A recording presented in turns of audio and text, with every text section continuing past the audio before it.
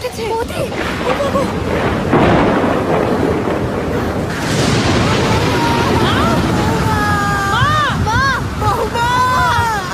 মা চলো তাড়াতাড়ি চলো, ঝড় উঠেছে, এবার ছাদ বেরিয়ে পড়বে। চলো কোথায় যাবো, কোথায় যাবো? চিন্তা করো না মা, চলো সব আমি কাগজপত্র সব নিয়ে নেবো, ঘর ভেঙে পড়বে মা, তুমি চলো। আমার সঙ্গে চলো, আমার মোগলা, তুই মাকে নিয়ে বেরো, আমি সব কাগজপত্র নিয়ে আসছি।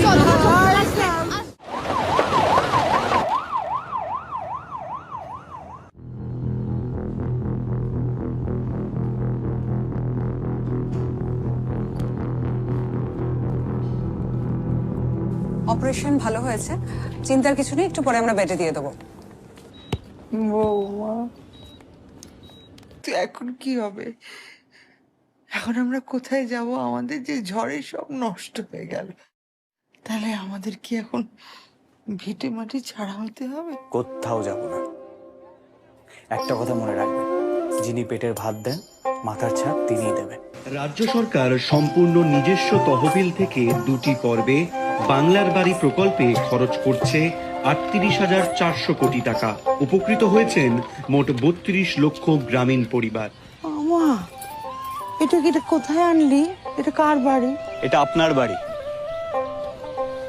বাংলার বাড়ি। বাংলার বাড়ি প্রকল্প।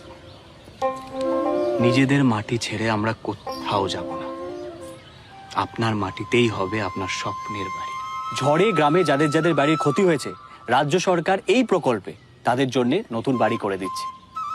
আবার যাদের টাকা পয়সার অভাবে নিজেদের বাড়ি করতে পারছে না, পশ্চিমবঙ্গ সরকার তাদের জন্যও নতুন বাড়ি করে দিচ্ছে।